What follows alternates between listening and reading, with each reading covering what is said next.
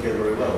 David, first of all, indicating the fact that we need to take a broader look at what transport investments actually achieve, and then Kim talked about how you can take a cost-benefit analysis and actually broaden it out to the wider range of factors and issues, and then Cathy showing how actually injecting specifically the different actors into that gives a further set of insights. I think that's grown very nicely. I can't take any credit for that at all. That was Rob that chose the speakers and invited them, so thanks very much for that.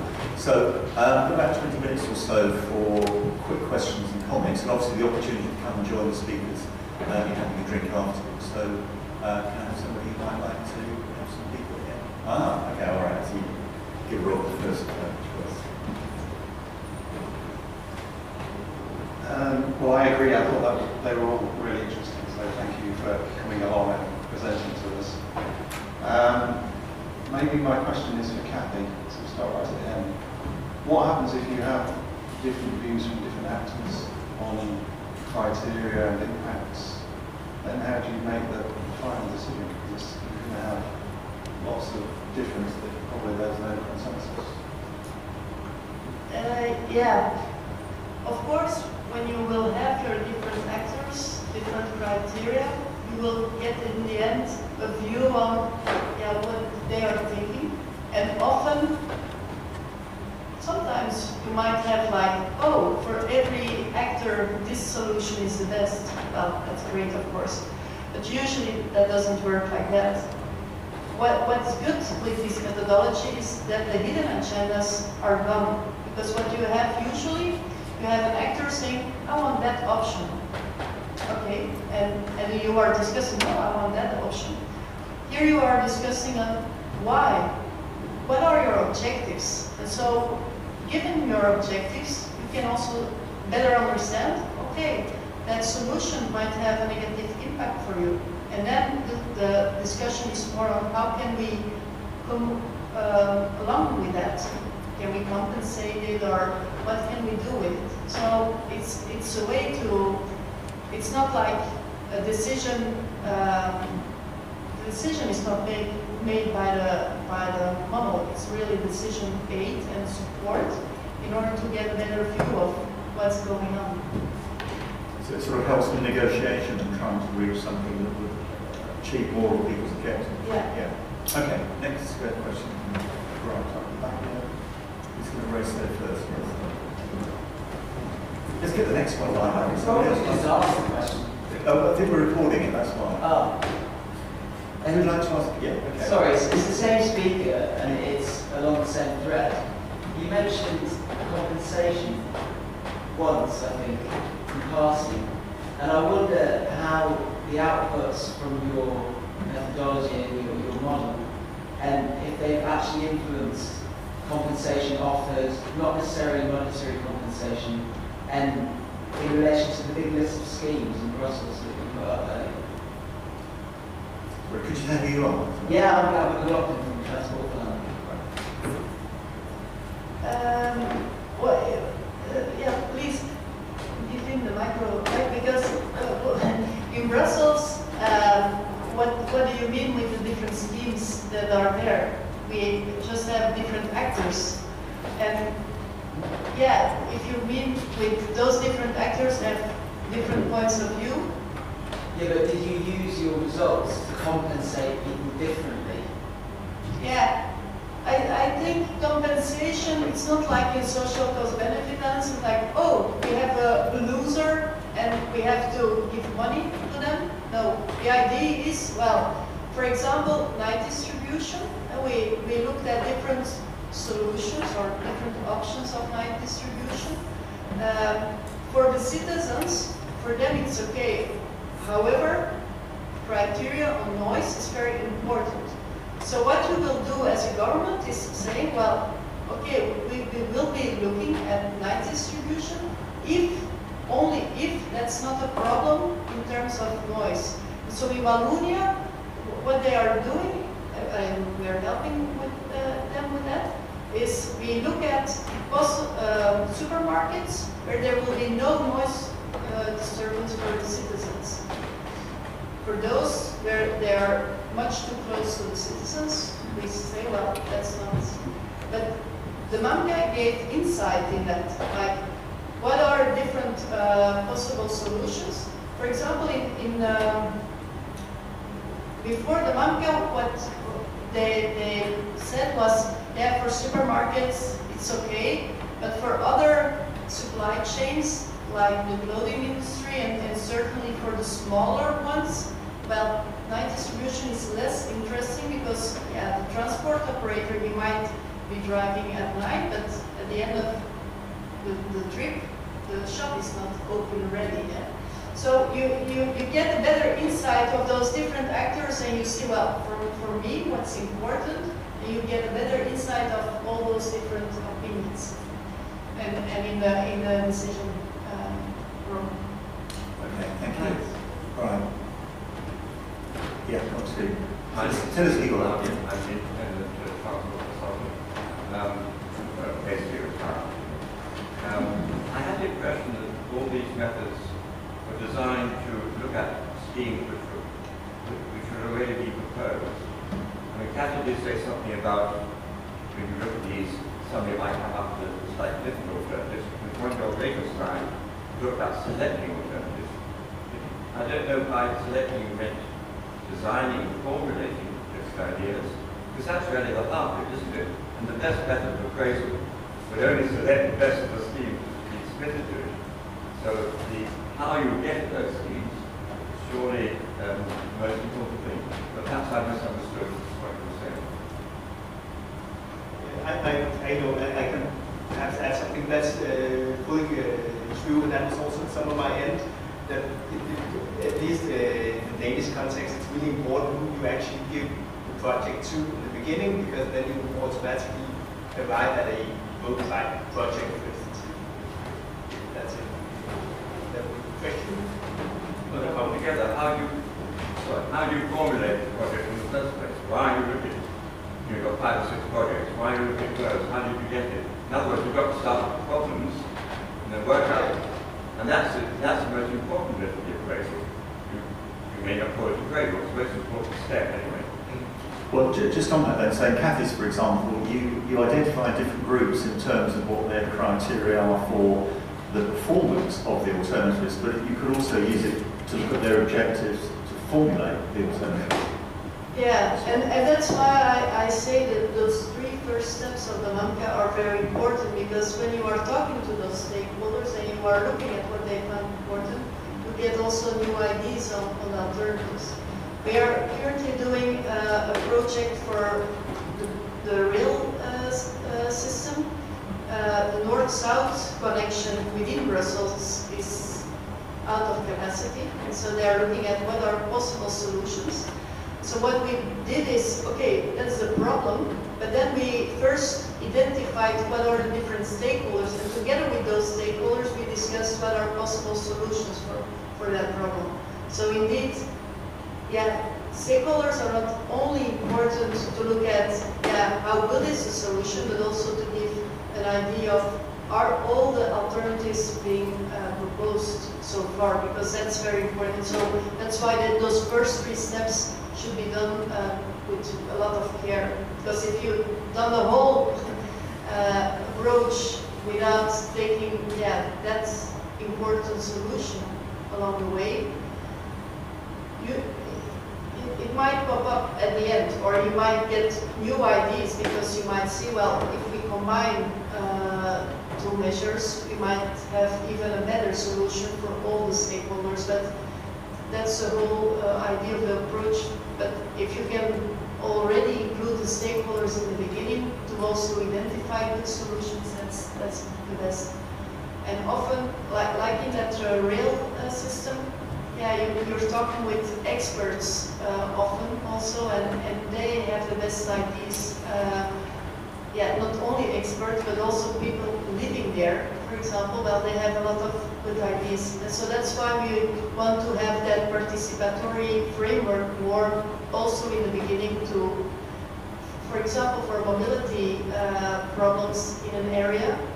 Often people living there, they have a lot of ideas, and if you wouldn't allow allow them to give those ideas, well, that's the real problem. So we are searching for methods on how to make that also more participatory.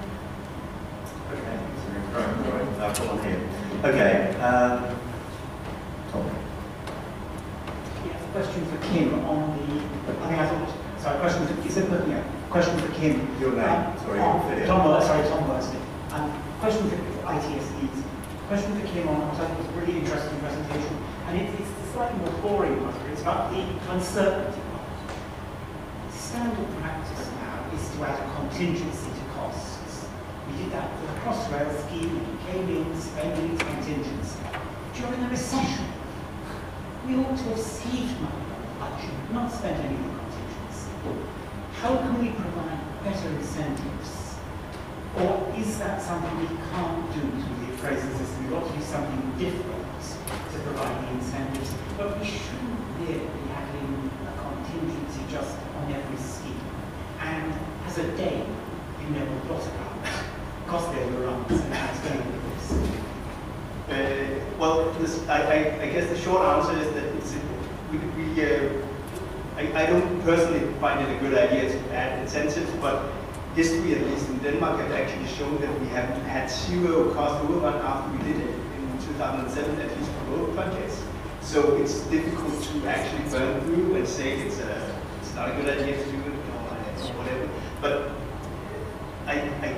I actually don't know at the moment what we should do. My proposal is that you add, or at least use some of the database material that we built up and constructed, and try to find some sort of middle way of actually just going in and add a contingency, or just go in and add some sort of distribution to the cost. That's the best proposal I have. Or you give the company who constructs it, if they don't use the contingency, they get a percentage of it. Incentivization, right? Okay. So my name is Anna. I'm from the I'm also a PhD in practical economics and policy. It comes along with this question. I've worked with modelers and I've worked with people that absolutely design models for good reason. I've also worked in aviation where in most of the cases you have 60 to 80% off in forecasts. So generally we don't believe in models and appraisal. So one of the options I've seen or one of the approaches I've seen is using real options for addressing uncertainty. And it comes along something like you also mentioned on Macharis simulation and done properly. So estimating really what you have to lose and what you have to gain in case you don't meet demand or as you underestimate it. And I think that could make a lot more sense than contingency costs. As it is applied in, I think it's applied here, it's applied in Denmark, I don't know where else. But I would like your views on this. Yeah, well, you're definitely right that, that we have not worked that much with real options yet, but we have heard a lot about that it could help some of the ways of doing it, and we have a research group that are focusing on those issues. I don't know the real answer to the question right now, but definitely we have serious problems with the demands in Denmark at the moment and also the world. So I think that anyway, if we could have some evidence-based evaluation somehow and try to look into what actually causes the differences between what goes on with the ex-ante and ex-post, then at least start with something. Okay, thank you. We've got time for one or two more questions if people. Back. Yeah. Thanks. Thank you for your presentation. Actually, my question is for all of you. I agree about the fact about the importance of involving stakeholders, of course.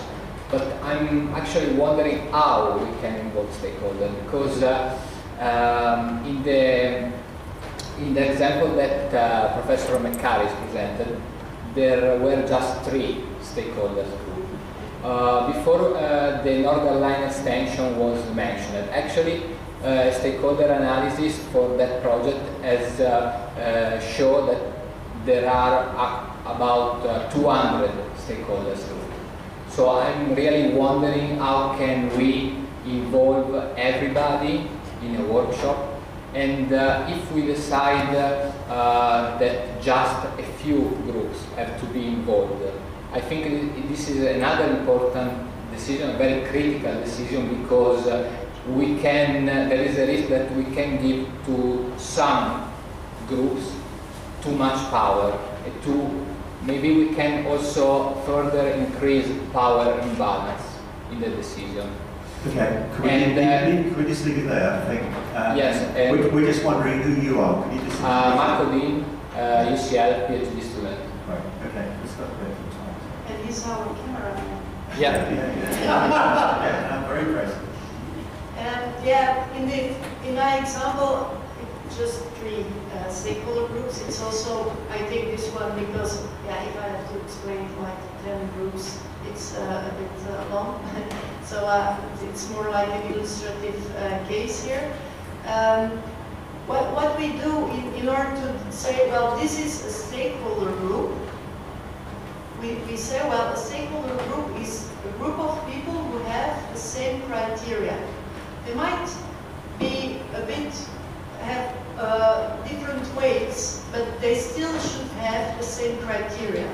So when we do the exercise, we first, due to what we already know, we make a first provisional list of criteria. Then we let them see, well, is that indeed according to my criteria? And then only after that, we let them weight it. Now, if you would have 200 stakeholders, still you could say, well, can we make groups of those different stakeholders?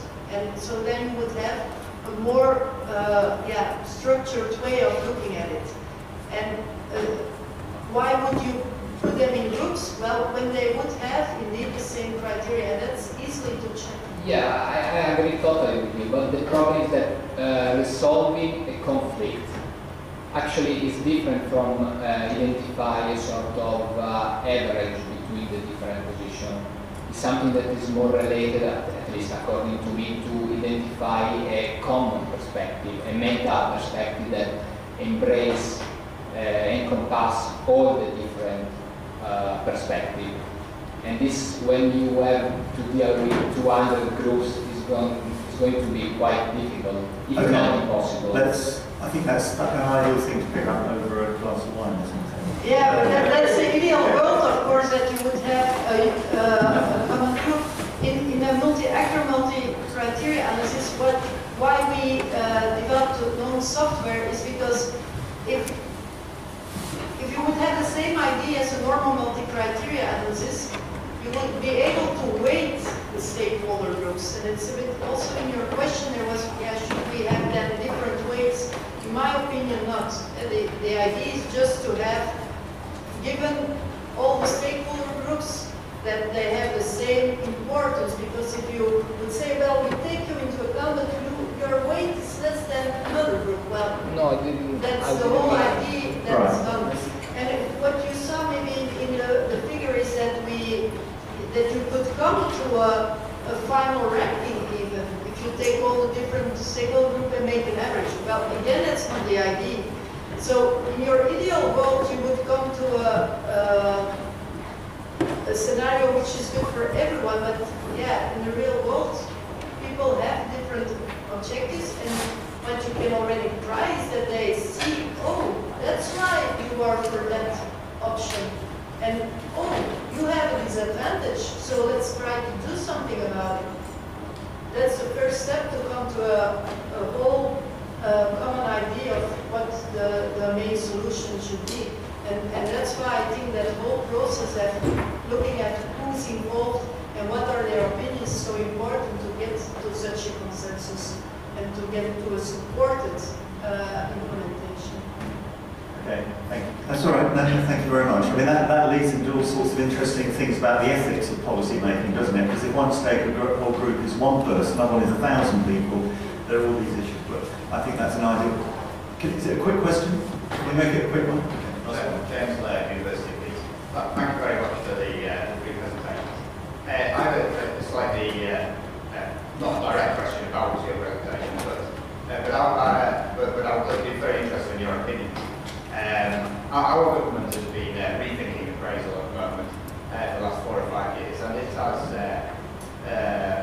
shifting towards prioritisation based on maximising GDP, which effectively is a form of cost effectiveness analysis.